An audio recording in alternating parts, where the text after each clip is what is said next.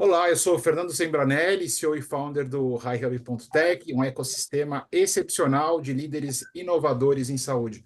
Hoje a gente está aqui reunido com a nossa comunidade de líderes inovadores em saúde mental, debatendo o tema saúde mental, a grande campeã das Olimpíadas Paris 2024. Excelentes reflexões, muitas provocações. A gente está aqui hoje com um time incrível. Gabriela Rosolém, CEO e co-founder da Willow, o Maurício Bonilha, da Espanha, Alex Mesquita, da Mar.elo, Giovanni Mício, né? O Giovanni não é o Messi, né? Da Mentalme. Então, empreendedores profissionais ligados à inovação em saúde.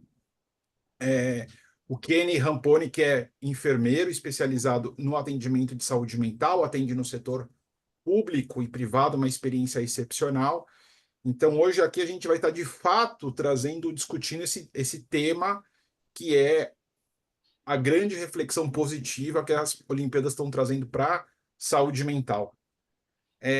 Para começar, eu vou passar a palavra para o Maurício Bonilha, que já estava falando, para ele se apresentar, falar, quando vocês forem se falar, se apresentem, falem nome, empresa, tal, e aí faz a sua fala, a gente vai fazer a rodada inicial, tá bom? Ok. Bueno, gracias Fernando. Hola a todos.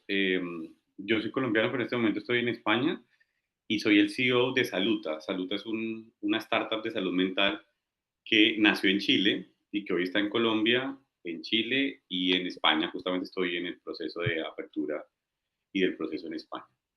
Entonces, nosotros nos dedicamos a la salud mental, tenemos una plataforma de telemedicina y una aplicación móvil que acompaña a las personas. Y respecto estábamos justamente comenzando a discutir y a hablar respecto a la salud mental y lo que significa hoy en los Juegos Olímpicos. Entonces yo creo que es innegable el lugar, ¿cierto? O sea, la discusión hoy está puesta en efectivamente lo importante que es la salud mental. Sin embargo, yo quiero hacer un énfasis y es en el romanticismo que a veces puede estar encima de esto. Y es decir, que deportistas de países desarrollados tienen un contexto cultural, social, de apoyo y demás distinto a los deportistas de nuestros países que tienen un contexto, digamos, adverso, difícil, que traen una carga mental también distinta, que tienen unas estrategias de afrontamiento distintos. Entonces a mí me parece que comparar una cosa con la otra es difícil. Es decir, Simón Biels y toda su capacidad, y gracias a Simón Biels hoy tenemos desde las Olimpiadas pasadas una visibilización interesantísima de la salud mental yo creo que esto es fenomenal y le hace un gran favor a la salud mental en el mundo, pero no podemos compararla a ella con las condiciones de los deportistas colombianos, por ejemplo, o los deportistas ecuatorianos, o qué sé yo, ¿cierto? Al final, o los deportistas chilenos que también me tocan a mí, que están cerca, que tienen un poco más de recursos incluso. Entonces, yo creo que los contextos también debemos separarlos, sí agradecer y sí poner de frente la importancia de la salud mental y cómo la trae, digamos, todo este fenómeno, pero sí también entender que no podemos extrapolar y comparar una situación con la otra. Y que efectivamente lo que hoy vivimos con estas grandes estrellas no es lo que normalmente vivimos con deportistas de nuestros países donde se crían y donde se generan en contextos bien complejos, socialmente complejos, con una carga mental muy compleja también y que seguramente manejan o seguramente trabajan, pero que requiere seguramente una visión distinta. Por ahí yo quería empezar el debate de lo que estamos hablando.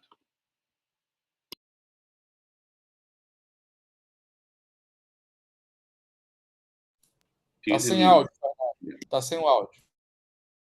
Obrigado, Alex. Especificamente em relação a Simone Biles, acho que tem uma questão, temos um contexto que ela, quer dizer, a gente teve teve todo o drama da Olimpíada de Tóquio, todo o assédio que o time ali relatou e a capacidade desse time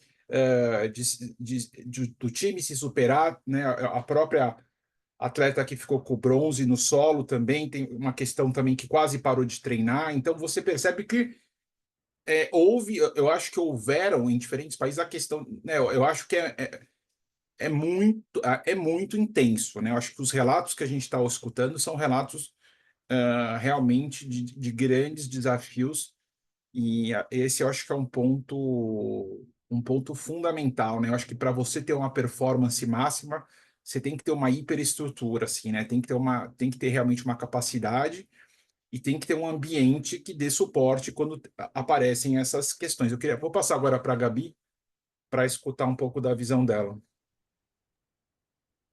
Boa, obrigada, Fernando, por esse convite. Imenso prazer estar com todos vocês aqui hoje. Eu sou a Gabriela, da Willow. Nós temos um ecossistema de bem-estar, né? A gente começou olhando muito para o B2C, né? Atendendo diretamente pessoas ali com psicólogos, principalmente. Depois a gente foi abrindo para o caminho do bem-estar. Então, hoje a gente olha também para nutrição, para personal trainer, para, enfim, tudo que envolva o autoconhecimento, o autodesenvolvimento das pessoas, cuidando delas de formas 360, né? Porque eu falo que as pessoas são complexas, então elas precisam desse cuidado integral. Desde então a gente começou a atender também empresas, né? Então eu vejo muitas coisas acontecendo, muitas mudanças também ali na forma de trabalho. Mas o que eu separei para a gente falar aqui hoje tem muito a ver com a geração dessas pessoas, né? Desses atletas que estão disputando essas medalhas agora. A gente olha muito, né, para a Simone, para a Rebeca, para a própria Raíssa que está falando aí nas mídias. Isso é ótimo vê-las trazendo uma pauta tão importante, mas eu quero ressaltar também a idade delas, né? As duas ali com 24 anos, Raíssa é a mais novinha, com 16, se eu não me engano. E são todas se encaixam ali dentro da geração Z, né? E a gente sabe que é uma geração que está demandando muito desse apoio emocional, mental, psicológico. Então, para mim, não é só um grande prazer vê-las levantando essa bandeira, mas também me dá um acalento no coração ver que jovens também estão olhando para elas como referência, né? Então, apesar de ser uma geração que demanda, também é uma geração que está mais aberta a fazer algum tipo de tratamento do que a minha, né, ou do que as anteriores, e vê-las como essa referência hoje também me dá, assim, uma boa expectativa para o futuro. Então, eu sou do time das otimistas, né? Então, acho que é super relevante a gente mencionar também esse aspecto geracional aqui nas nossas pautas hoje. Perfeito. E eu acho que agora também, com essa questão das mídias sociais, você começa a ter uma repercussão muito diferente, né? Você começa a ter um recorte das Olimpíadas que não é só o que é grande mídia que é que você consuma. Isso é algo impressionante, assim. Vou passar a palavra para o Giovanni para dar uma perspectiva como médico, psiquiatra, empreendedor, né? Lembrando que eu acho que um ponto central dessa fala nossa aqui hoje é realmente assim, gente, a gente tem que, né, sempre combater o preconceito no cuidado para as pessoas que têm receio de ir ao psicólogo, receio de ir ao psiquiatra, que a gente sabe que isso infelizmente ainda existe, né? Pois é, Fernando. Mas eu também, assim como a Gabriela, eu sou do time dos otimistas também, assim, né? O Maurício colocou bastante essa questão da dificuldade dos outros atletas, né, das outras delegações, que não tem, provavelmente não tem as mesmas condições, né, que tem a Simone, né, não tem as mesmas condições tanto de treino, né, lá no esporte, quanto de apoio psicológico, né? Mas eu acho que pelo menos elas estão na vanguarda, abrindo a porta aí para derrubar esse preconceito, né? Eu acho que quanto mais pessoas tiverem fazendo isso nessa posição que elas estão, porque veja, uma coisa, né, é uma pessoa que está em pleno surto psicótico falar que faz um tratamento de saúde mental, que faz um tratamento psiquiátrico, né? A outra coisa é uma pessoa de alto desempenho dizer isso. São perspectivas completamente diferentes que causam impactos completamente diferentes, né? Então, isso reforça a ideia de que é o seguinte, né? A saúde mental não é uma coisa para maluco, né? É uma coisa para todo mundo, né? Todo mundo pode precisar de saúde mental, né? E não quer dizer que é por isso que a pessoa é incapacitada, disfuncional, que ela, né? A minha tá aí né? Acho que por uma medalha a menos aí, que não é uma medalhista da história da ginástica, alguma coisa assim, né? Então, eu vejo isso com bastante otimismo. É, e, assim, essa questão da saúde mental como acesso médico ainda, eu acho que assim, a gente ainda está numa fase de falar de saúde mental de uma maneira bem generalista, assim, né? E eu sempre bato nessa tecla, né, de que para a gente combater esse preconceito, a gente precisa de educação. É a única saída para isso. Educação como sociedade, né? A gente vê aí um monte de propaganda, por exemplo, né? A gente vê na televisão propaganda falando né? O agro é pop, o agro é tudo, o agro é não sei o quê, para derrubar os mitos que a sociedade tem em relação ao agronegócio, por exemplo, né? A gente precisa de campanhas nesse sentido também relacionadas à saúde mental mesmo, né? Também. Mas, assim, eu acho que a gente ainda está longe de falar de saúde mental do aspecto médico ainda, né? A gente ainda está, já é um baita avanço, eu acho que já é um baita começo a gente está falando disso, mas a gente ainda precisa avançar muito para conseguir derrubar o estigma do atendimento médico na saúde mental. Quando a gente fala de saúde mental, a gente ainda fala muito de bem-estar, a gente fala muito de psicologia, né? Mas a hora que fala, não, mas o psiquiatra, não. Não, mas o psiquiatra, não, no psiquiatra eu não vou. Né? Eu vou no spa, eu vou fazer meditação, né? Mas no psiquiatra eu não vou, né? É difícil mesmo, né? A gente ainda, né, não é uma coisa simples derrubar isso. Quando a gente olha para dentro da gente mesmo, assim, né? É, é um desafio, né? A gente superar esse estigma. E eu acho que isso vem com educação e educação de uma maneira clara, né? Educação, porque sair né, que hoje saúde mental é uma bolota, um monte de coisa, cabe qualquer coisa ali dentro, né? Saúde mental cabe tudo, né? Cabe isso, cabe bem-estar, cabe sofrimento psicológico, né? E eu acho que a educação ela tem que vir a partir desse princípio assim de esclarecer o que que é cada coisa, né?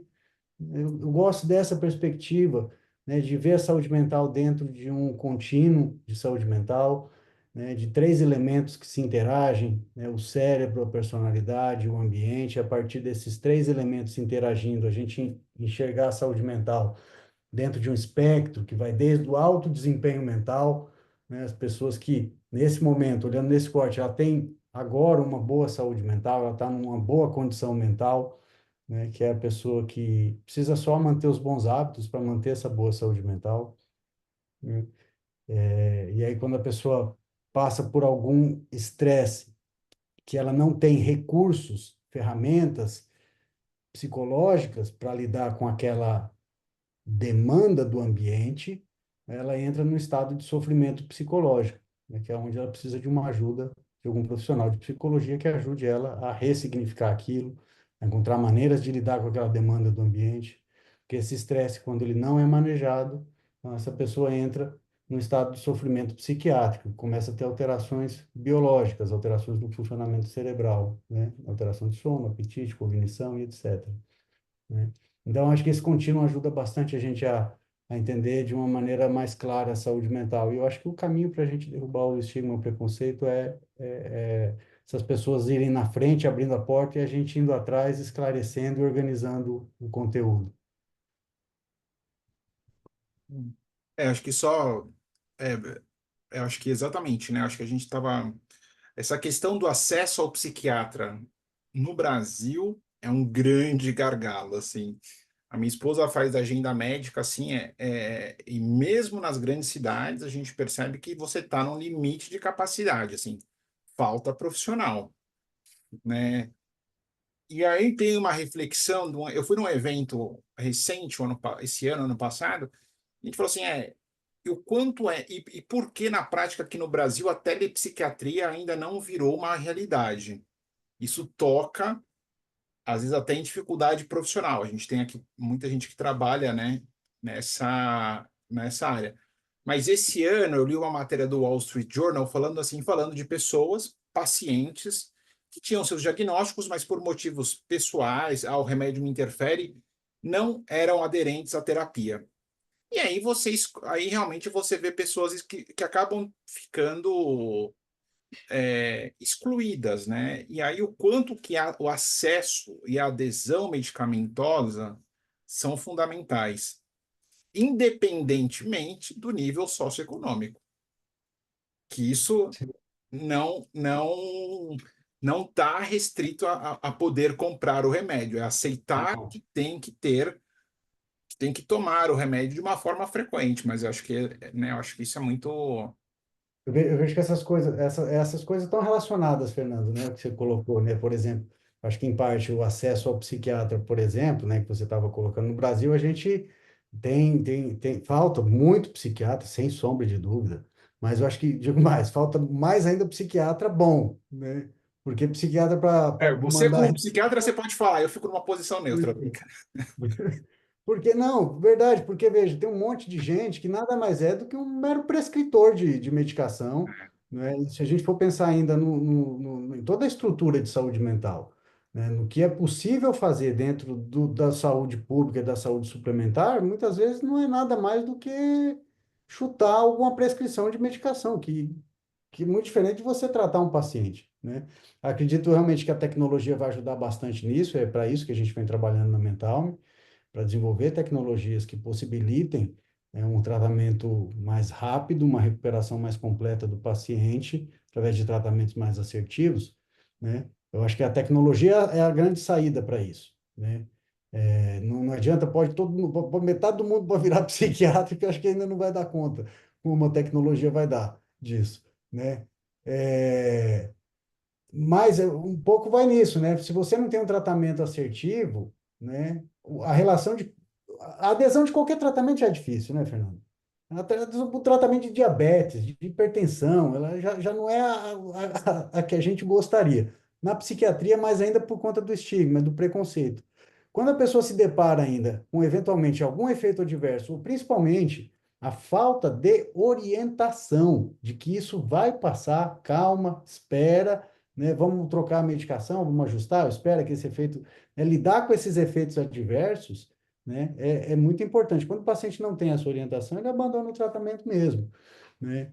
Por isso que essa relação médico-paciente fora da consulta, ela é determinante para o desfecho clínico, né? Especialmente na saúde mental. Esse, muito na saúde mental. Acho que em qualquer área médica mas na saúde mental mais ainda. A gente tem que pegar, né, na mão do paciente e falar, vem, vamos comigo, que vai dar certo lá na frente, né? Hoje a gente tem, né, o que é um bom psiquiatra hoje, né? O cara, o profissional que consegue encontrar o melhor tratamento para o paciente de maneira mais rápida, né? Eu realmente acredito que a tecnologia vai facilitar muito isso, né? Vai dar recursos para profissionais menos qualificados conseguirem ter habilidade para ter um desfecho parecido com profissionais muito qualificados. E que o grande trabalho do médico vai ser exatamente dar esse suporte para o paciente fora de consulta, né? Orientar o paciente, conseguir pegar o paciente na mão e falar, vamos que você vai melhorar, vamos que vai ficar bem lá, espera, aguenta, troca a medicação, vamos mexer aqui, vamos mexer lá, né? E a adesão depende muito disso, e, portanto, o desfecho também depende muito É disso. isso aí, precisamos ter o acompanhamento, né? Que é um pouco dessa visão que a gente vai ter, assim, de fato, a gente vai ter que cada vez mais ir além da consulta e fazer esse acompanhamento, né? Para todas as especialidades. Alex, a palavra é sua. Se apresenta, por favor. Imitei o Fernando, sem áudio. Boa noite, sou Alex. Trabalho aí desde 2007 na área de saúde mental. A gente tem hoje, né, uma startup, né, que é a Maior Saúde Mental, que Lorena está aqui comigo aí. Eu digo que eu sou o pai e ela é a mãe sem relação, né? A gente criou lá o produto, a ideia da startup. Eu na minha área de executivo, olhando o mercado de saúde mental, as possibilidades, e a Lore na área dela de psicóloga, uma grande experiência. Cara, eu anotei muita coisa aqui, Fernando, que assim, me chama a atenção e é muito interessante. Primeiro que o Giovanni colocou a respeito da psiquiatria. Eu passei 16 anos dentro do hospital psiquiátrico. Cheguei a presidir essa instituição, nós chegamos a ter lá quase 300 pacientes internados, uma instituição mais de 50 anos. E é isso, e eu concordo com o Giovanni, não sou psiquiatra, mas eu vou falar um pouco sobre, porque era bem notório a diferença entre a abordagem da velha guarda e a abordagem dos novos psiquiatras. Era extremamente diferente, inclusive foram pautas de grandes brigas e discussões internamente, a Lori acompanhou isso de perto comigo, de uma velha guarda, Giovanni, realmente mais medicamentosa, com prescrições mais longas, com internações muito mais longas, com muito mais tempo de internação. E uma turma já mais jovem, eu vou colocar aí os 40 anos ali, 35, 40, muito mais de prevenção, muito mais de internação de curto prazo, muito mais de acompanhamento fora do que realmente internando, e eu sempre batia muito nesse ponto, e vi que se estava acontecendo, que era notório, e cheguei aí à unidade em São Paulo, ver internações de curtíssimo prazo, de 30 dias, de 20 dias, e rodando isso aí. Então, isso é fato. Preconceito imenso pela psiquiatria, é um preconceito gigantesco, né? Quando se fala psiquiatria, surge um alerta vermelho e a pessoa sai correndo, como se tivesse, às vezes, a polícia que está chegando para levar ela amarrada, porque ela vai ser contida, colocada presa numa maca e vai ficar dopada. Vamos falar a real, né? Infelizmente, isso é algo que está acontecendo, ainda acontece, muito forte.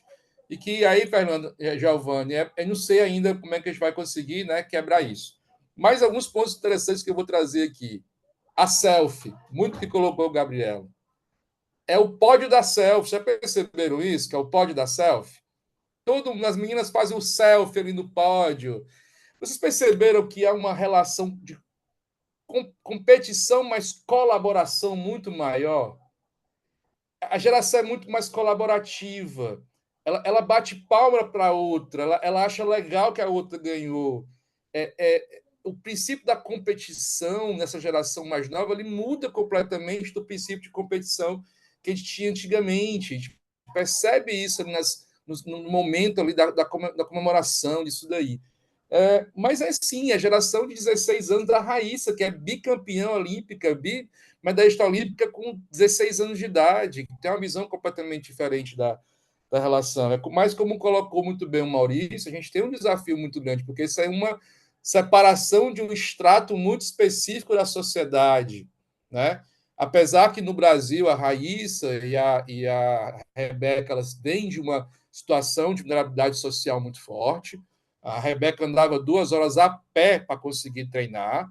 Então, assim, mas quando eu levo isso para o lado do esporte, o futebol, infelizmente, é um esporte brasileiro que tem muito disso ainda, desses profissionais que, por não ter acompanhamento psicológico, por não ter essa condição social muito básica, se perdem no meio do caminho por vários motivos. Então, eu entendo e acho que educação é tudo. É tanto que quando eu e Lori pensamos no projeto, a gente sempre olhou, cara, precisamos educar a população sobre o tema. Porque enquanto as pessoas não souberem exatamente de forma correta, numa linguagem simples, o que é saúde mental, o que é tratamento, o que é prevenção, vai ficar com muita balela de muita gente falando um monte de coisa, de eu chegar no CONAR 2022 e encontrar um folder dizendo o seguinte, trate seu burnout emprestando dinheiro para as pessoas. Basicamente, o folder é isso. Que o cara estava abordando o burnout com uma solução de empréstimo consignado para a empresa. Então, você vê o que ponto chega a banalização, que até eu fico preocupado, hoje está se banalizando o burnout, infelizmente, Lore aqui fala porque ela teve isso, está meio que virando assim, todo mundo tem burnout, e os psiquiatras estão aqui, sabem como não é assim, como é complexo o diagnóstico, como é sério esse caso. Eu acho que, realmente, eu aposto muito ainda, pessoal, de que quanto mais a gente botar a cara, mais a gente falar, mais a gente educar corretamente, nós que somos profissionais da área, que temos essa responsabilidade, a gente vai conseguir que eles, aos poucos, compreendam isso. Como transformar isso, como o Royal Vode falou, numa grande campanha, como a gente conseguir fazer que isso realmente vire algo que seja abraçado pela mídia, né? Eu vou dar um exemplo bem para finalizar minha fala, o Amarelo acabou de ser incorporado por um grande grupo de saúde aqui do Ceará, que é o Grupo ICC, grupo de 80 anos, um grupo que é um dos 3 maiores em oncologia do Brasil, 3 hospitais, tem mais de 400 mil atendimentos por ano. E aí a assessoria de imprensa do ICC, lógico, né, eles estão apostando muito nesse projeto, fez toda a divulgação. A revista Medicina S.A., uma revista extremamente conceituada, todo mundo aqui deve conhecer. Ela me colocou a foto da matéria de uma pessoa fazendo ginástica laboral.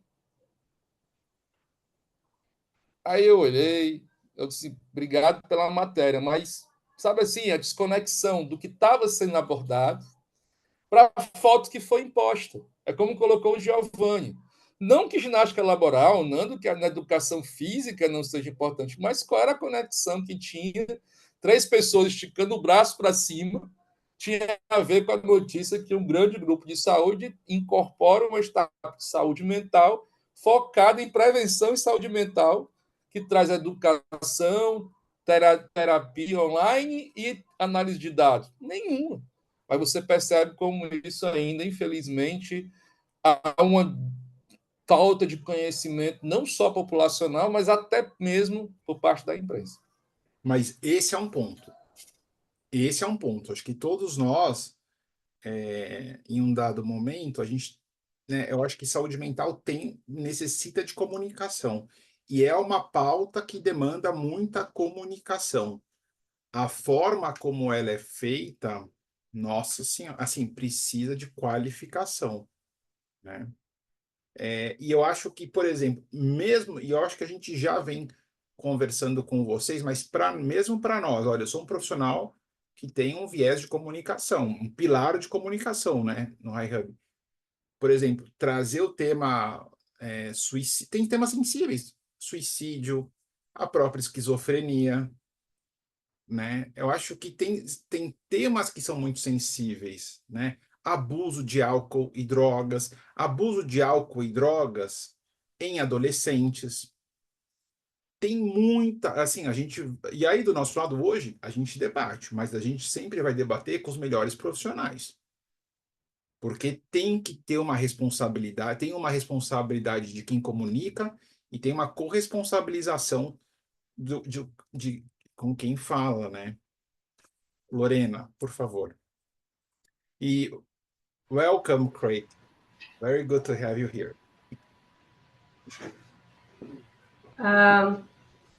Como você, Fernando, falou aí das questões da comunicação, né? E aí, queria voltar a tocar no ponto da alta performance, mas antes disso, pegando aí o teu gancho, né? Fiquei eu aqui pensando no quanto realmente as pessoas têm medo de comunicar sobre dores emocionais de modo geral, né? Transtornos mentais de modo geral. Mas se a gente, por outro lado, se a gente não comunicar, a gente não corta a psicofobia aí, né? Esse preconceito todo. Quando a gente conhece, a gente fica mais seguro do que está acontecendo. Se eu sei quais são os sintomas de um infarto, eu posso pedir ajuda. Se eu sei quais são os sintomas da diabetes, eu posso pedir ajuda, né? Se eu sei quais são os sintomas da ansiedade ou de uma depressão, eu posso pedir ajuda, né? Se eu me autoconheço e eu sei que existe aí uma área emocional dentro de mim e eu posso ter transtornos de personalidade ou personalidades que possam me causar mais sofrimento, eu tenho como entender o que está acontecendo comigo. E aí até entender se isso é um adoecimento ou não, porque às vezes é só uma característica minha, por desconhecimento meu, eu acho que é um adoecimento. Então, mas as pessoas ainda têm muito medo de comunicar. A questão é como eu vou comunicar as coisas. Essa semana a gente teve uma discussão quanto a isso, né? Qual a forma que eu devo comunicar as coisas? É diferente de eu falar da preocupação e da prevenção ao suicídio, de como eu consigo identificar que alguém não está bem, como eu posso ajudar aquela pessoa, que eu também sou responsável, então que eu posso enxergar que aquela pessoa não está bem, chegar até ela para tentar ajudar, e eu comunicar os detalhes de um suicídio. Porque aí eu gero uma possibilidade de um efeito rebanho, né? De outros acometimentos nessa mesma temática. Mas eu sou defensora de vamos trabalhar psicoeducação, vamos esclarecer, porque eu só trabalho preconceito. O que eu desconheço gera dúvida, gera questionamento, gera preconceito. O que eu conheço já facilita a minha vida e organiza a minha vida para a gente não ter tanto preconceito. Então, eu sou daquelas que levanta a mãozinha da educação aí em saúde mental. Né? E aí lembrar que a saúde mental não são só os transtornos mentais, né? Bem mais do que isso. Mas eu queria voltar ao ponto do alto desempenho, sabe? Porque uma das coisas que tá minhas caraminholas aqui estão questionando desde que a Olimpíada começou, que são todas meninas e meninos de muita alta performance, né? Eu tenho ouvido muito falar em saúde mental nas Olimpíadas, estou super feliz por elas. E eu imaginei que isso ia acontecer quando a Simone Biles, na Olimpíada passada, se afastou, né? Porque aí se começou a falar muito sobre isso a partir daí, eu achei o máximo, né? Nossa, eu fiquei super feliz que isso pudesse acontecer, porque me ajuda muito nessa campanha aí contra a psicofobia, então fiquei bem feliz. Mas são todas pessoas de alta performance e nem todo mundo tem que ter alta performance. Isso não é algo que precisa estar em todos, e de repente eu tenho medo que as pessoas comecem a achar agora que para você ter saúde mental você tem que estar bem em cima de uma pressão absurda, porque o que elas passam ali é uma pressão absurda, né? Acho legal essa coisa que o Alex colocou. Eu concordo, mas você sabe que eu acho que no mercado corporativo o nível de pressão pode não ser uma performance olímpica, mas é um nível de pressão muito alto, né? E aí que eu queria chegar, Na verdade, vários de vocês estão no mercado corporativo, né, através das suas soluções ou atendem executivos. E aí eu falo assim, olha, eu não sei. E aí eu acho que tem uma. Porque a gente também, como executivo, a gente busca uma performance, a nossa maior performance pode não ser, né? Mas é um nível Pois é, mas a aí como gente que a tem um gente nível de vai exigência muito alto, né? distinguir? Exato, mas como a gente vai distinguir isso daí? Qual é o meu momento, até onde eu consigo ir, sem que eu entre no burnout, sem que eu entre na exaustão severa, que eu vá adoecendo e que aí eu não consiga dar conta disso e acabe num adoecimento crônico, entendeu? Porque, assim, aquelas meninas também têm um tempo em que elas são ginastas com aquela performance, aqueles meninos têm um tempo em que são jogadores com aquela performance e depois eles param, eles se aposentam cedo, ou eles param de competir, ou eles vão buscar outras coisas, eles vão buscar outras possibilidades. A Daiane dos Santos, há muito tempo, seguiu outro caminho. E a Simone vai chegar já o momento que ela vai dizer, não dá mais para mim, esse aqui é o meu limite, não é só o limite físico, é o limite do todo, do ser integral que ela é, que o mental tá aí junto dentro, entendeu? E quando a gente está falando de organização, porque aí esse é o nosso cotidiano, né? Trabalhar dentro das empresas e trabalhar a segurança psicológica dentro das empresas, aí é que, por isso que eu estou o tempo inteiro voltando para uma coisa e para outra, porque quando a gente fala de segurança psicológica, a gente fala de um alcance de metas, de uma performance que pode ser massa dentro de uma empresa, com qualidade, enxergando o limite e o nível de até onde aquela pessoa consegue ir sem adoecer. Porque a partir de um momento tal, vai ser adoecedor. A meta exagerada, ela vai ser adoecedora. Aquelas meninas, para aguentarem aquela pressão daqueles dias de Olimpíada, elas passam por um período de treinamento físico e mental enorme para fazer 5, 6 dias de campeonato. E aí elas voltam para um outro ritmo de treinamento diário, que não é o ritmo da Olimpíada. Então, a gente não pode esperar que a gente vá ter o ritmo da Olimpíada todos os dias da nossa vida, porque a gente vai pirar. A gente não vai dar conta, a gente vai adoecer. Porque isso é impossível para qualquer pessoa, entende? Perfeito. Quem leva cadê? Kenny, só se Bom, apresenta boa para noite. beleza? Boa noite a todos. Meu nome é Kenny Paulo Ramponi, sou enfermeiro de formação, atuo na ponta de lança aí de saúde mental em todas as áreas da assistência desde 2007, basicamente na área pública, mas também na área particular. Atualmente eu falo de um papel um pouco mais político, que é o ser conselheiro do Conselho Regional de Enfermagem, mas também nunca esquecerei e deixarei a assistência em saúde mental. A primeira coisa que eu vou dizer para vocês é que eu não tenho um foco na saúde mental de alto rendimento. Eu lido com um transtorno mental, mas a gente tem que fazer a lição de casa. E pensando, acho que no que traz, né? Olimpíadas é sempre um espetáculo e ela nos traz muitos holofotes. E a primeira coisa que a gente observa é que já há 3 Olimpíadas, a saúde mental vem sendo pauta paulatinamente desse evento da saúde mental. Quem não se lembra do Michael Phelps, em 2012, que desistiu, né, inicialmente desistiu, volta, se vangloria e ganha medalhas olímpicas, né, por um quadro de comportamento suicida. Mais recentemente, a gente tem, logicamente, o caso, né, da Simone Biles, mas a gente também teve também no Japão Naomi Osaka, que chega com uma baita pressão, e eu já fui pegando vários ganchos, mas a primeira coisa que a gente tem que entender é que a gente está falando de Olimpíadas. E Olimpíadas a gente fala de esporte. E automaticamente a gente já liga esporte, saúde e bem-estar.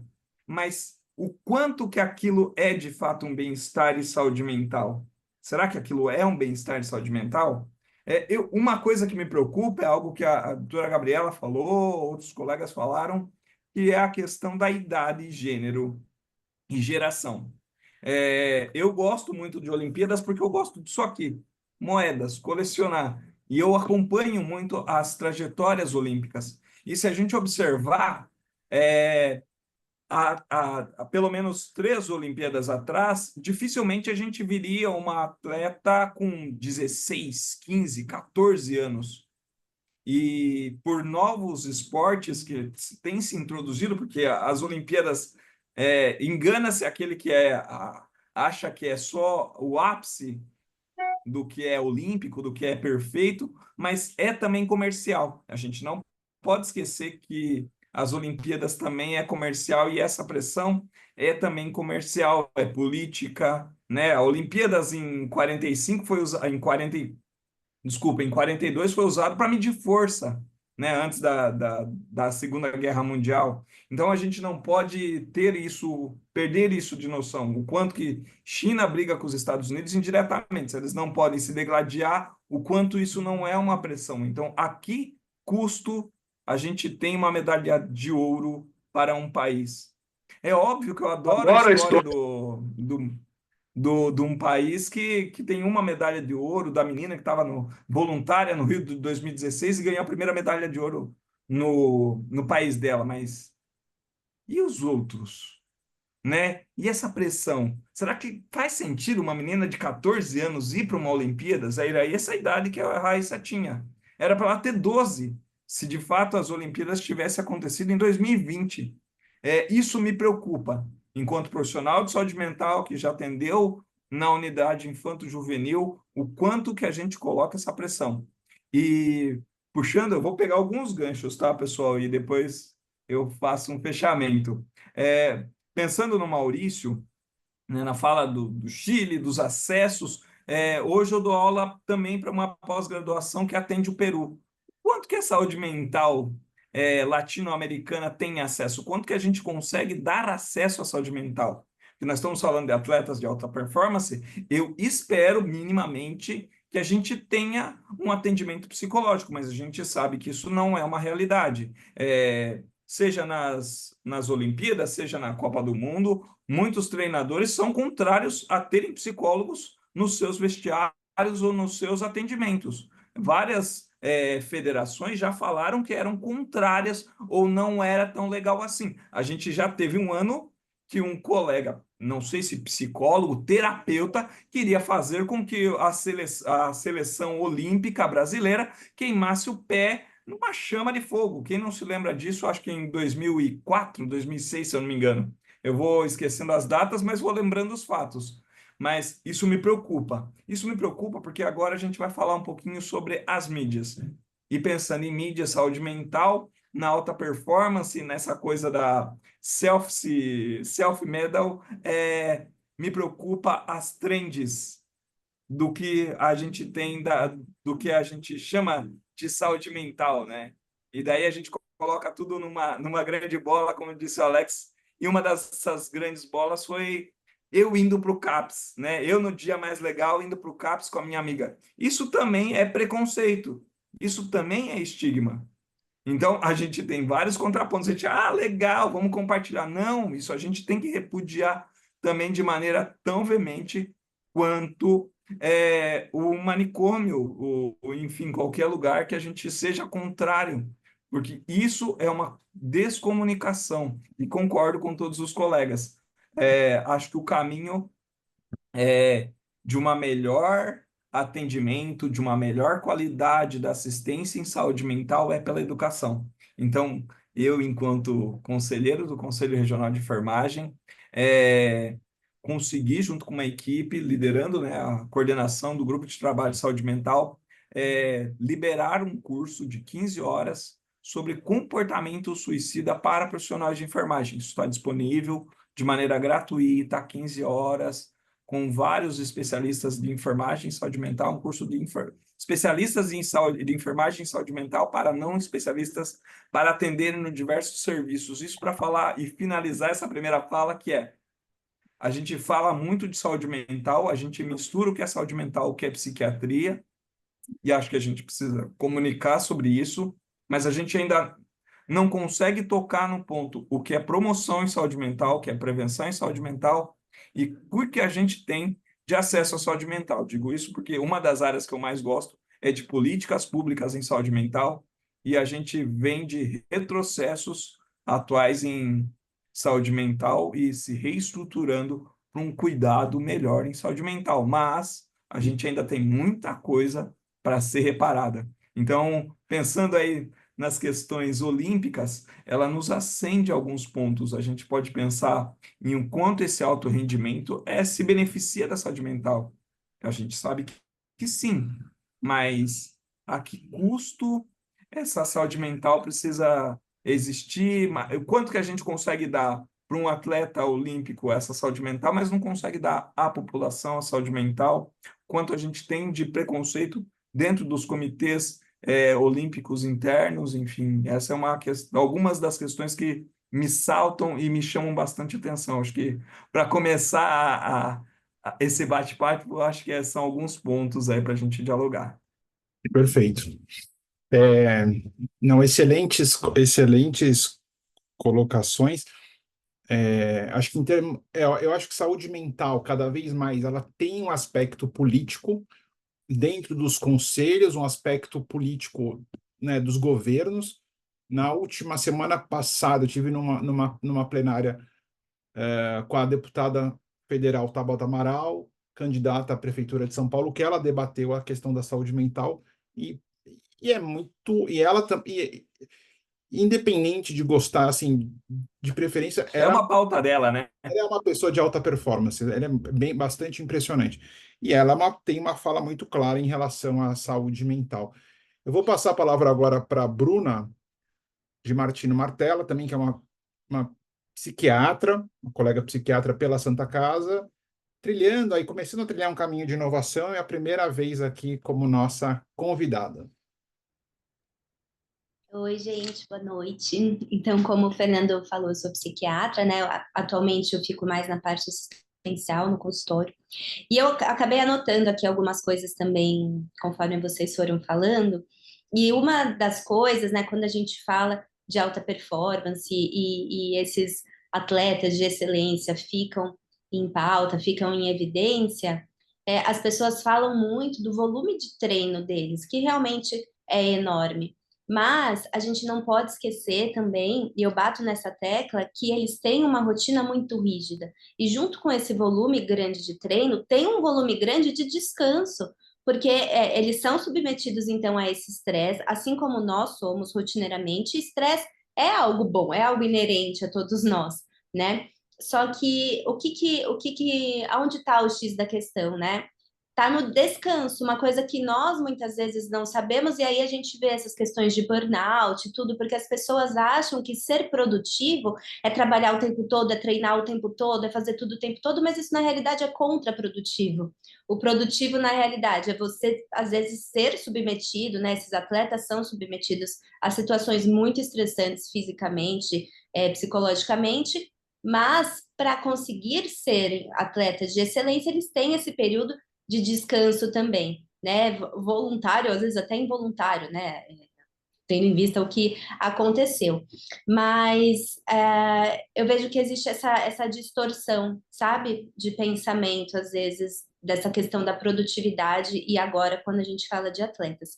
E aí outras coisas, né, que vocês falaram que também eu anotei aqui, essa questão da velha guarda prescritora. E isso é uma coisa assim, que me tira do sério também, porque e eu recebo muitas vezes pacientes que vêm aqui e eles querem também um remédio. Não, tô triste, me dá um remédio que eu quero ficar feliz. E a gente vem dessa cultura desse... Esse é o ponto. Assim, a gente não vai discutir. Eu li o livro Nação Dopamina, da psiquiatra de Stanford. É um pouco disso, né? Queremos estar felizes o tempo inteiro, custe a tarja preta o que tempo inteiro. custar, né? O tempo inteiro, exatamente. E assim, e a gente vem desse histórico de uma medicina mais curativa, né? Então, eu tenho uma dor de garganta, uma infecção, eu tomo antibiótico e eu melhoro. E essa acabou se tornando a mentalidade, principalmente dos médicos mais velhos, né? Então, eu preciso de um remédio para curar esse paciente. O que acontece é que agora a gente lida com doenças crônicas, não lida mais com doenças agudas. Não é meramente uma infecção que eu vou dar um remédio e vai melhorar. Não. A gente tem hipertensão, a gente tem diabetes, a gente tem as doenças psiquiátricas, que são doenças crônicas, muitas vezes passíveis de prevenção, mas não de cura, né? E sim de controle. E aí a gente entra também na questão do estigma em duas frentes. Então, da medicação que muitas vezes é necessária, mas também da prevenção, porque a gente não tem essa cultura da prevenção. Na realidade, até tem, todo mundo sabe, tem que prevenir, tem que fazer exercício, tem que fazer isso, fazer aquilo, mas isso é muito banalizado. Então, assim, todo mundo conhece, mas ninguém leva a sério e vai levar a sério a hora que fica estampado. Lá, a hora que desenvolve aí um transtorno depressivo, um transtorno ansioso, um burnout, quando é burnout mesmo, ou tem um AVC, desenvolve um diabetes tipo 2, e aí qual que é a demanda? Vou no médico, preciso de um remédio para me curar. Só que aí não é mais assim. Com as doenças que a gente lida hoje, não tem mais isso. Dá para controlar, mas dá para prevenir. E eu acho que é nesse ponto também que a população precisa ser educada na importância e na valorização realmente dessa prevenção, porque atualmente é isso que a gente tem. A gente não vai ter a cura, pelo menos por enquanto, para câncer, para depressão, para, sabe, para hipertensão, para essas doenças crônicas. A gente tem a prevenção e eu acho que é isso que falta. É esse conhecimento que falta para a população e para os médicos até antigos mesmo, até alguns novos também, mas antigos também, que ficam muito nessa do espera adoecer para fazer alguma coisa, eu espero pegar fogo para apagar um incêndio, né? Então eu acho que tem muitas coisas a serem difundidas que as pessoas precisam conhecer, precisa levar a sério, e aí vem junto com o estigma da saúde mental, que às vezes parece que o corpo é todo fragmentado, né? Então minha saúde mental é só a cabeça. E aí eu desencano do corpo inteiro, mas não é assim. Então, enfim, gente, temos um trabalho grande aí para fazer. Eu acho que vai ter réplica, mas eu vou começar aqui com a primeira réplica. Assim, o que eu acho? De fato, hoje, a gente tem um evento que é o nosso próximo evento, que é o Clínica da Manhã, mas hoje em dia, de fato, você não olha a clínica como o espaço onde acontece a consulta médica ou a consulta multiprofissional. De fato, o grande desafio que a gente tem é você fazer um diagnóstico, ter uma prescrição e ter um acompanhamento longitudinal. Mas eu já vi mais de uma startup quebrar porque tinha um recurso financeiro, mas não a metodologia para ajudar o paciente na mudança de hábito. Porque, convenhamos, mudar os nossos hábitos é o maior desafio, né? E E aí a gente sabe que tem hábitos tóxicos, tem pessoas tóxicas, tem chefes que são tóxicos. Então, esse diagnóstico é fundamental. E eu acho que quando você foi para... Desculpa te interromper. Não, porque eu acho que às vezes a gente entra no lugar da passividade, da saúde ser algo passivo. E não é, sabe? Ser saudável não é fácil, não é simples, não é legal, sabe? Não é legal você acordar super cedo, porque você tem um dia cheio, mas para fazer um exercício, você se obrigar a dormir cedo. É chato, dá trabalho, mas isso é se cuidar, né? Não é você delegar, você terceirizar o seu cuidado a um médico. É claro que a gente precisa intervir, mas a pessoa também tem que fazer a parte dela. E é aí que eu acho também que falta educação, e falta valorização. A pessoa precisa entender o quão é importante ela atuar em conjunto com o médico também. Né? Porque é muito simples o paciente chegar aqui e falar, estou triste, não quero ficar triste, me dá alguma coisa, não estou conseguindo estudar, me dá um Venvance. Preciso não sei o quê, não importa que eu fico jogando videogame até 2 da manhã e eu acordo e não consigo me concentrar, é óbvio que não, né? Mas eu não quero abrir mão do meu videogame. Então, enfim, temos um novo trabalho. Doutora Bruna, eu acho que isso é para complementar, isso é até uma fala muito forte hoje nossa, minha da Lore, quando chega na empresa. Que a gente chega lá, o colaborador acha que a culpa é toda da empresa. A gente fala, peraí, irmão, a saúde é sua responsabilidade primária, não da empresa. Se fosse por isso, toda empresa que tem Gympass estava todo mundo com corpo de atleta e andando na praia com tanquinho. Olha, não fala assim, não, a Priscila Siqueira... mas é verdade, é verdade, é verdade. Então, o desafio assim, é engajamento, né? O desafio é engajamento. A gente tem feito um trabalho muito hoje, é isso que todo mundo colocou perfeito, dizer assim, amigo, só um minutinho, tá? A responsabilidade da sua saúde, primeiramente, é sua. Então, você que é um líder de uma empresa e quer transmitir saúde, primeiro você tem que estar bem. Então, primeiro você tem que saber se cuidar, você tem que se cuidar, porque você colocou muito bem. Eu falo muito, pessoal, a empresa não vai na sua casa pegar seu telefone celular que você está às 2 horas da manhã mexendo no TikTok e que você não dormiu e acabou acordando cansado e sem sono vai tomar o Vivance de manhã. Aí eu deparo um amigo meu tomando Vivance de manhã, mas vai dormir à noite. Eu falei, você vai morrer em 2 anos. Você vai morrer em 2 anos. Então, aí assim, toma o Rivotril para dormir. É o Venvance para acordar. Tem sentido. Então, a gente realmente, quando eu fala... acho que aqui no Brasil a gente não muito isso, mas tem que ter esse ponto de dizer, você é responsável, irmão, você precisa se cuidar. Não é a empresa que vai fazer, não é a CBF, sei lá, a CBD, não, é você atleta, é você pessoa, você tem que assumir essa responsabilidade. Exato, e eu acho que também existe uma terceirização aí da responsabilidade, né? Além desses stakeholders, como a empresa, né? Como médico, mas também para o próprio medicamento, né? Hoje, na UTI mesmo, eu vi um caso de um jovem que devia ter ali seus 15 anos, que teve uma overdose de diazepam. Então, muito provavelmente, ele estava numa crise que ele não conseguia sair, não conseguia encontrar ali uma solução e pensou, putz, o que ajuda é o diazepam, então eu vou tomar mais do que eu geralmente tomo para que isso passe logo e eu fique bem logo, né? Então, também existe um desalinhamento de expectativa com o remédio, né? Agora, tem uma provocação, e depois eu passo a palavra. A gente tem visto alguns casos de briga no trânsito, umas coisas assim. Outro dia pegou no meu retrovisor, o cara vai lá, persegue, quer dizer, um carro de altíssima renda. Você fala assim, gente, ali para mim tem alguma questão que precisa ser vista, né? Então tem os diagnósticos, né? Então eu vou passar primeiro para o Kenny, depois para o Giovanni e depois para o Craig. Bom, já que saímos um pouco, não saímos do caminho do esporte, mas fomos para um caminho que me chama a atenção, que é ainda de políticas, né? E aí me preocupa uma coisa que é a nova lei sobre a saúde mental das empresas, né? Que a gente tem aprovado agora, né? A 14.831. E como lei é ótima, como aplicação mas não tem... é terrível. Porque daí o que me preocupa é como que a gente vai. Se a gente não entende o que é saúde mental, e vamos pensar, saúde mental é essa definição que o OMS diz que não existe uma única questão só de saúde mental, então o que será que a gente vai dar, né, enquanto empresa para esses funcionários como saúde mental? Ginástica e achar que é saúde mental, medicação e achar que é saúde mental, isso me preocupa. E aí, Pegar o pensando chá ainda em verde políticas da públicas, tarde, né? Nossa.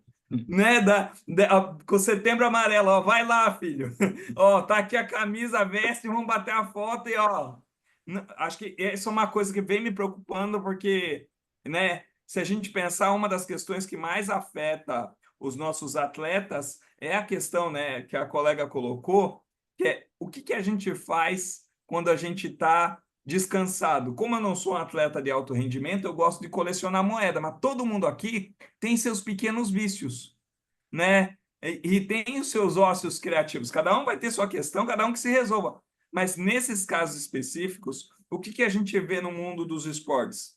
Muito uso de substância. Para quem não viu, tem um filme chamado 42 Segundos. Era comum os caras usar cocaína na Olimpíadas de 92. Entendeu? A gente viu o uso do doping, a gente sabe o quanto que cada vez mais está mais sofisticado. E hoje não é droga, digamos assim, ilícita, é droga lícita. Eu trabalhei em uma unidade particular, no qual não vou citar o nome para não expor, mas o quanto eu via pessoas com alto poder aquisitivo e com esse número de uso de azepam, 30 comprimidos, diazepam 20, de Zolpidem, e não era um atleta de alta performance, nem uma pessoa com uma alta impacto, era só a questão do sofrimento, e aí isso começa a me preocupar. E aí, pensando mais uma vez em políticas públicas, para vocês terem uma ideia, eu Perfeito. dei uma rápida pesquisada. A gente ainda não tem uma legislação sobre apoio psicológico para atletas de alta performance. Então, por isso que depende muito mais de uma confederação aceitar ou não o apoio psicológico do que estar ali como distinção. E a gente sabe que se como lei é difícil, imagine se não tem lei. E uma das coisas, né, o Giovanni tocou ali na questão do futebol, saiu uma pesquisa essa semana que foi alvo até de marketing da Natura, que é 5 em cada 10 filhos não reconhecem o afeto do pai sobre o amor, né? E aí tinha uma campanha da Natura na Copa do Brasil. Então são coisas que a gente vai falando dessa geração, né? Uma geração aí que com grande ebulição e com questões fortes de saúde mental e o quanto ela tenta ser saudável, mas mais uma vez falo, a que preço ela quer ser saudável? Porque a gente vai mais uma vez se medicando, se entorpecendo. Eu sou muito favorável à cena da Simone Biles e da Rebeca se glorificando ali pelo vencimento, mas uma coisa que me chama a atenção é: eu consigo também aguentar que eu perdi? Ou só fica naquele meio blasé, entendeu? O quanto que isso impacta na saúde mental desses atletas de alta performance? Entendeu? Parece que não consegue sentir e já falar, eu tô com ansiedade. E tudo bem, pode ser que esteja. Mas às vezes fica só no meio discurso, entendeu? Isso é também preocupante quando vem desse lugar dos atletas de alta performance. Enfim, é a contribuição aí. Giovanni?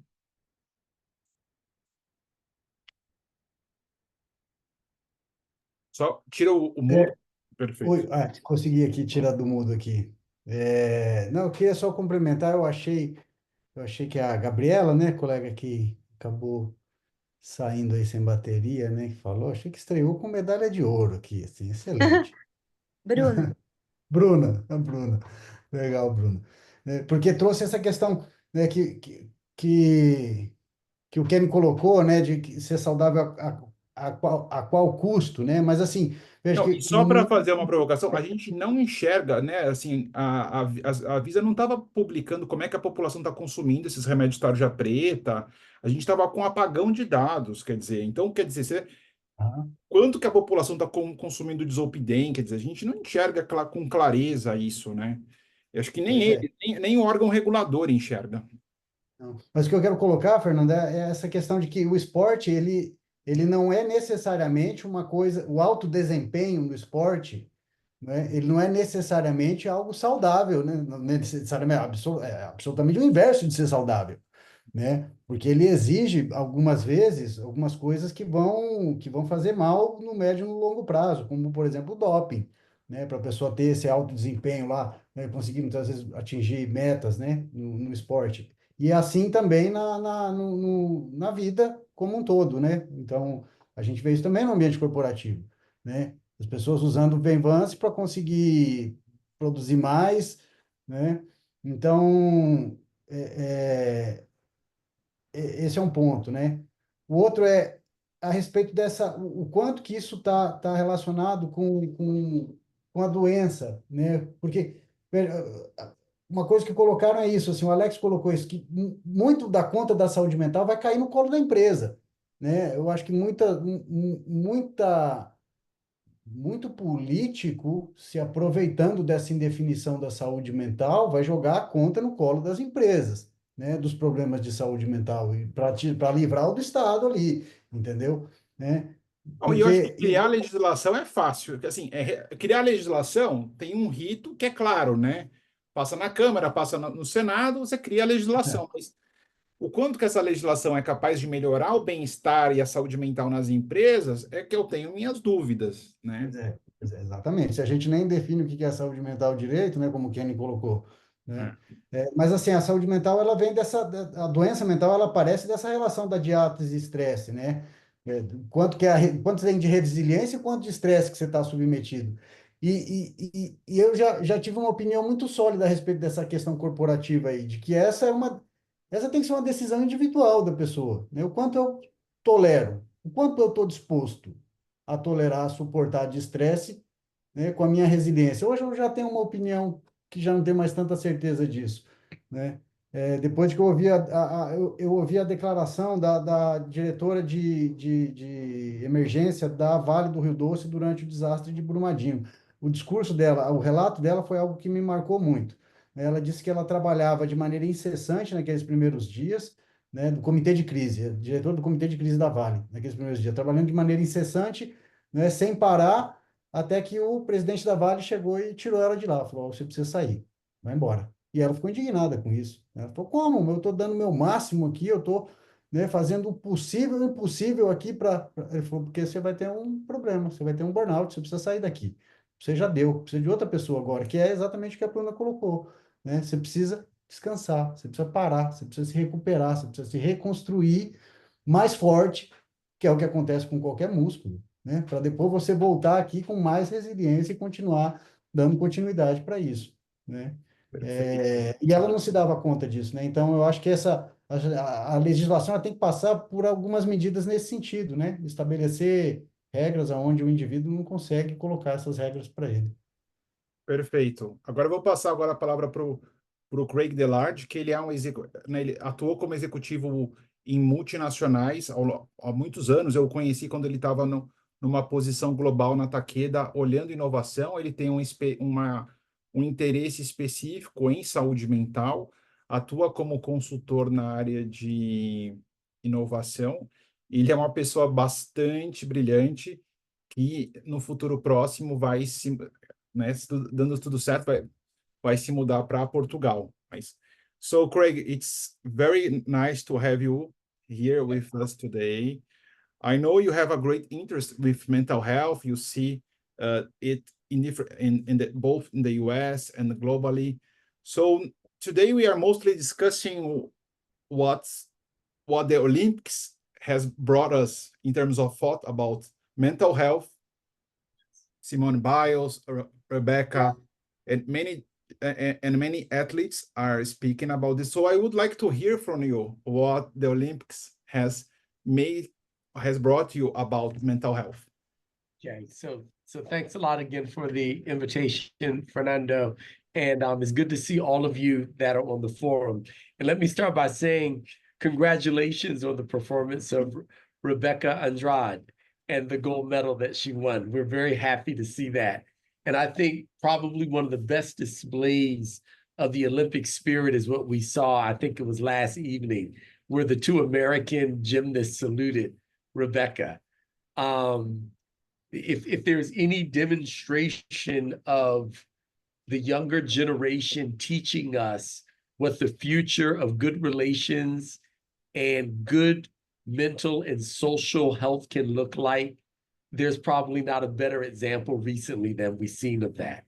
I also want to call out, and Fernando, you mentioned it a bit, what a huge opportunity and model we have in observing the last 5 to 6 years with Simone Biles, right? When Totally. Yep. The last Olympics, when she bowed out, there was a lot of hand-wringing and judgment, and you know, it was as if she had defied what has come to be our values as a Western society. But then to see that, she just needed some rest. She needed to pay attention to herself. She needed to slow down in the short term in order to achieve something greater in the mid to longer term. And I think that seeing how she came back and the performance that she put on this Olympics is a real opportunity for us to take on board, both as professionals and as citizens. Is something that we should be pointing out to our children. And it's something that, even though I think most of us don't even see or think of ourselves as being in the same kind of context or level as an Olympian, the fact is all of us are performers. And I think, and so I don't know any Portuguese, I'm quite sorry for that, but I've been following the discussion roughly through translation on my phone. And I think one of the panelists said a bit earlier that we don't have to be high performers as everyday citizens. We just have to be good enough performers. And so I think that taking the example of Biles and other athletes that we've seen in the Olympics who have really exemplified what it means to take care of themselves first so that they then can take care of their performance in the service of others is something that we can really take on board. But I think we've got to do more than feeling good about it in the moment. I think that we've got to hold ourselves accountable to exhibit those practices and values in our own lives. As leaders and parents and family members and community members, we have to be committed and accountable to consistently modeling these behaviors of health and care that touches both mental and physical health, right? That we pull these things apart is problematic to begin with. I think that we have to model this over the long term so that it becomes community practice, clinical and community practice, not just something that we feel good about in the moment, but then 6 months from now, 3 months from now, we've forgotten about it. There was another gentleman, I think it was Kenny, who was speaking about the importance of government policy and regulation. And so we know how slow the government moves, right? And I think the Brazilian and the American governments probably move at the same slow, conservative pace, right? But I think what that sets up is, one, understanding that no one's coming to save us. So what we do in our communities, we have to take responsibility for wellness and prevention in our own communities. We have to remember that we can't do it as individuals, but that we have to rediscover community. That's how our ancestors survived, which is why we're all here. We seem to have got that in the modern era. We need to recover that. And then we need to be more proactive as citizens, influencing our governments to accelerate policy and regulation that supports the institutionalization of the things that we begin to do in our communities, right? So you see, this is kind of complex, multifaceted, but the Olympics gives us a great springboard and reminder that we need to now capitalize upon and make sure that, like I said, a week, a month, a quarter from now, we haven't forgotten this. And that as change leaders and community members and national citizens, we keep this thing moving. So Fernando, that's off the top of my head, right? How I've been reflecting on the Olympics and the opportunity that it presents for us in a time and age where we see all kinds of people around us unraveling. If we're honest, probably one day a month, we feel ourselves unraveling. And then hopefully we're able to step back and kind of pull ourselves together in community. So I'll stop at that, and I'm happy to hear other comments or answer other questions you might have. And again, thanks so much for the invitation. Yes, good points. I like it. Giovanni, do you have a point?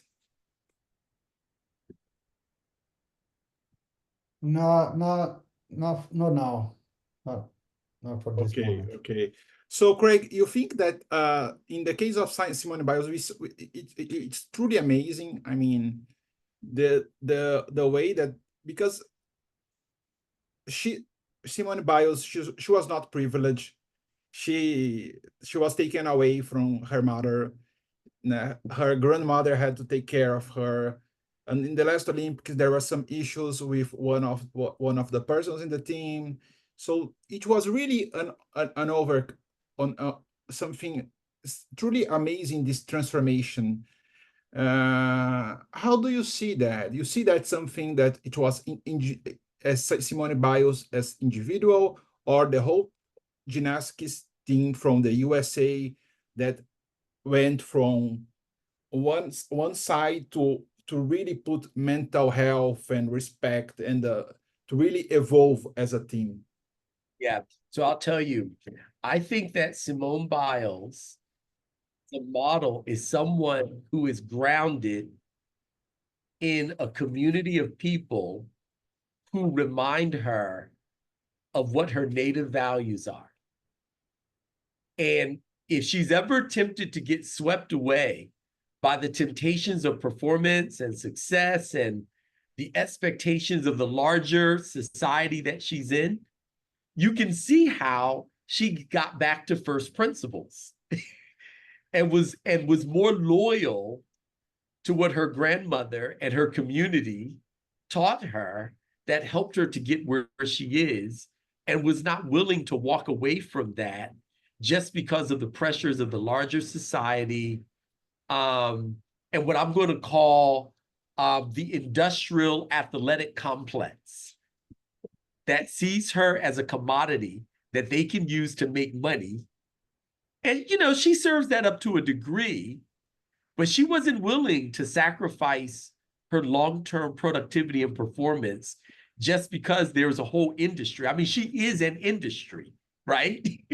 She was not willing to follow through on the desires of an industry and sell, as my grandmother used to say to me, you know, I grew up in the church. So my grandmother used to say to me as a child, be careful that you don't gain the world and lose your soul.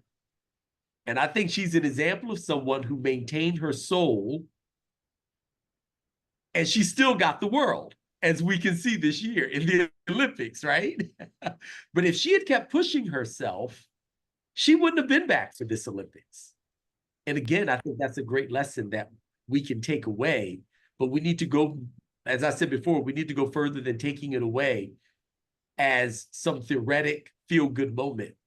We need to take responsibility as citizens and professionals for making sure that this continues to become a new emergent facet of our culture. That's what I think. Yeah. I think family, and one point that we didn't discuss, but also appeared a lot, is religion. Many athletes show us their religion, and this is completely amazing how it helps them to ground independently of the religion. I think for me it's fundamental.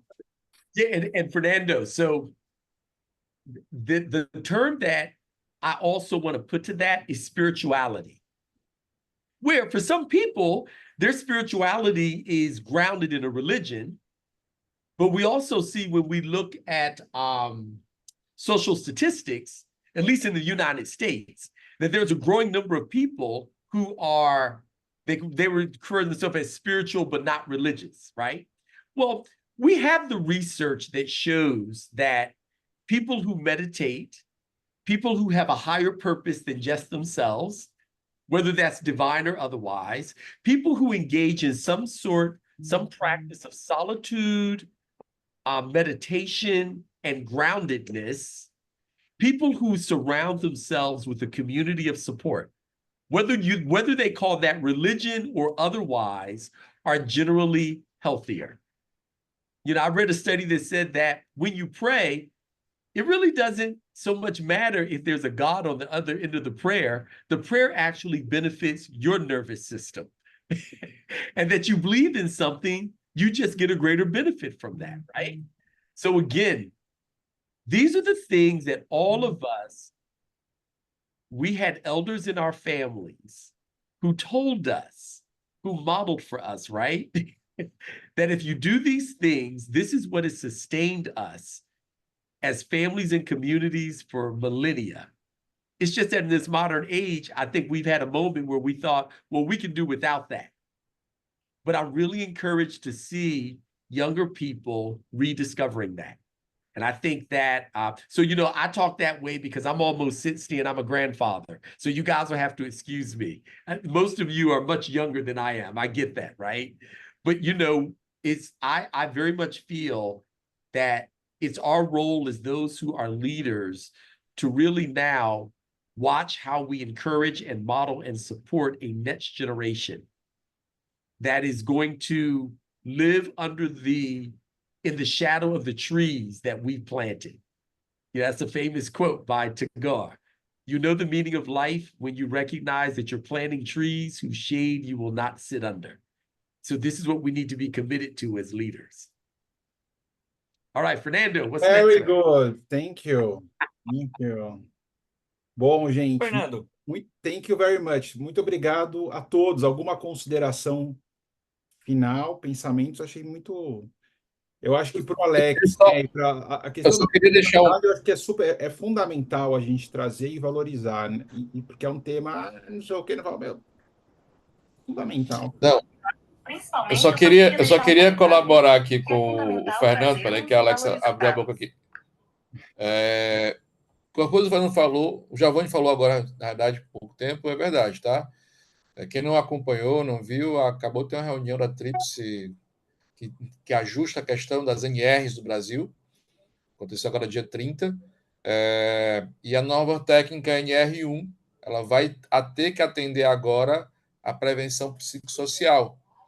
Então, isso vai trazer, Giovanni, um grande impacto nas empresas, porque os programas de prevenção, os programas de saúde das empresas, as normas que vão lá ter que fazer toda a parte de prevenção e saúde, obrigatoriamente terão que atender agora a atenção psicossocial. Então, vai haver indicativos, medições, e terão que ser colocados isso nesses programas, e, evidentemente, esses desdobramentos será multas, tudo aquilo que a gente sabe que acontece isso aí. E, infelizmente, Giovanni, meu amigo, eu já sabia que isso ia acontecer em algum momento, mas é isso que eu digo, pessoal, aqui no Brasil, né? Aqui a gente é assim, e uma hora a conta ia cair do lado do empresário.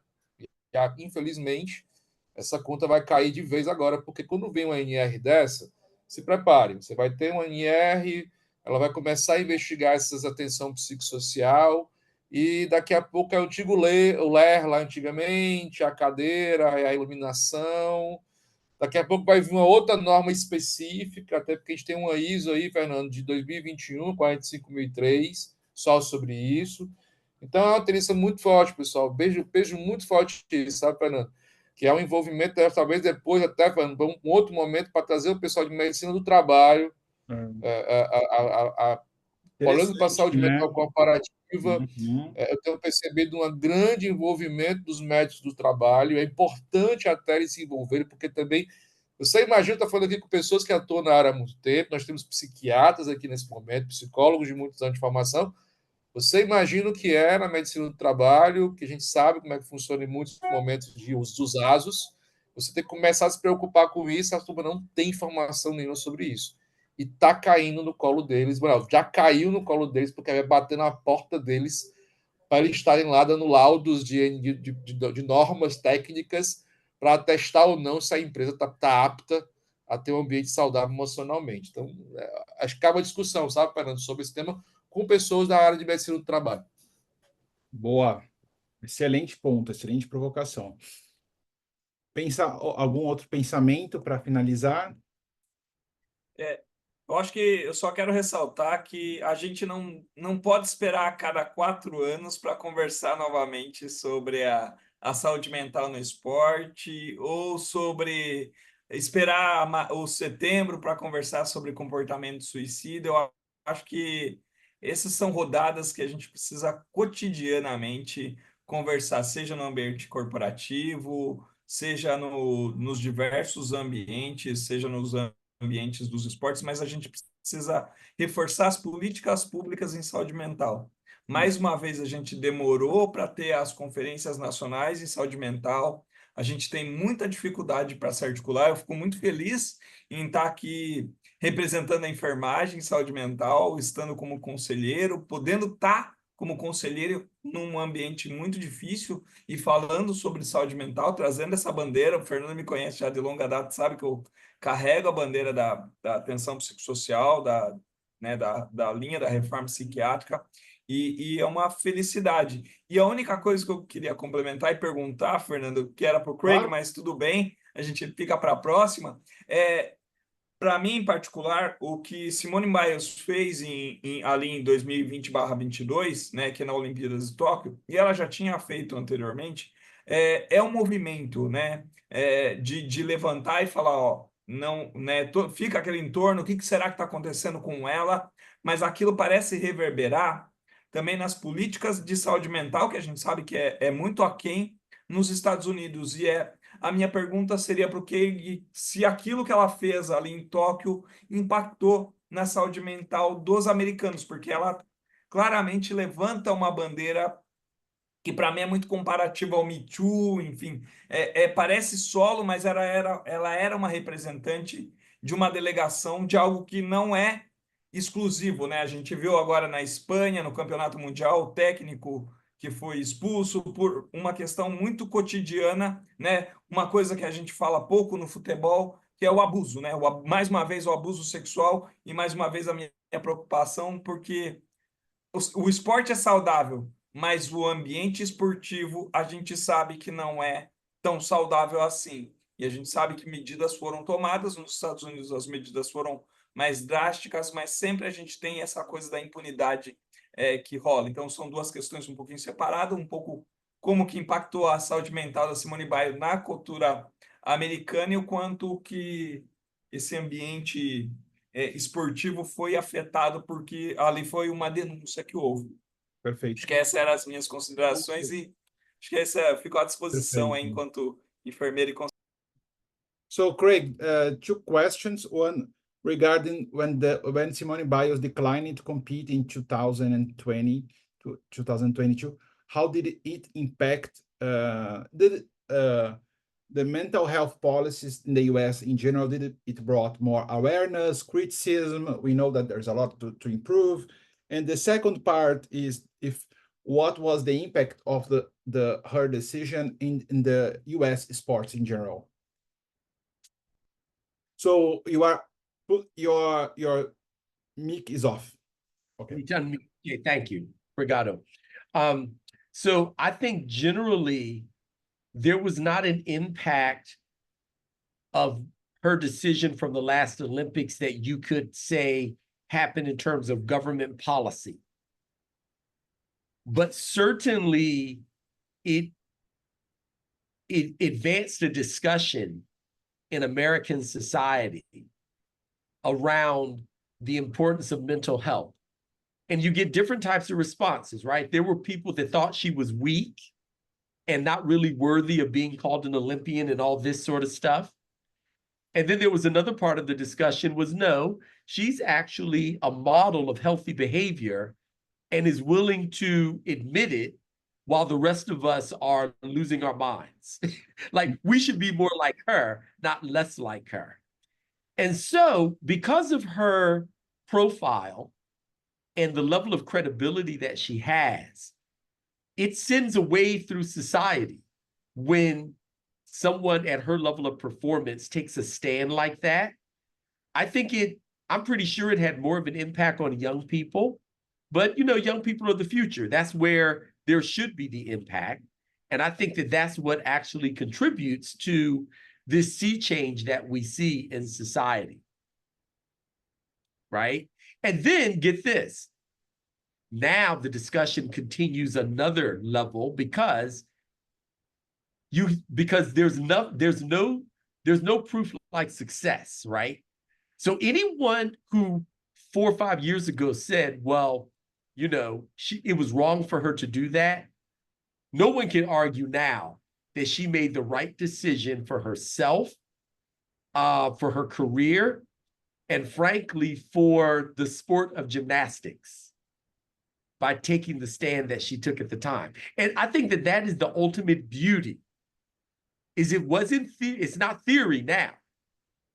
She's proved to all of the doubters that taking care of herself in the short term got a greater reward in the longer term. And now that needs to become a part of the culture. Perfect. Thank you very much, my friend. Thank you very much. Bom, eu gostaria de agradecer, aqui a gente já está no limite do horário, mas foi excepcional. Só vou fazer a nossa foto final aqui. Por gentileza, please smile.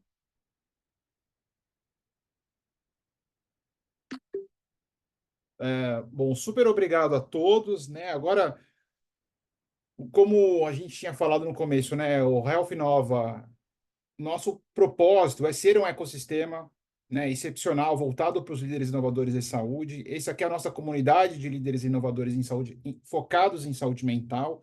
Então, a nossa proposta é fazer encontros regulares, né? No mínimo bimestrais com vocês. E, por favor, indiquem pessoas, tragam pessoas. E a gente também vai ter agora 2 eventos no segundo semestre, que é o Clínica da Manhã em outubro e o Show Summit. E é claro que a gente sempre vai trazer essas pautas que vocês trazem, a gente pega para os nossos eventos para trazer essas reflexões.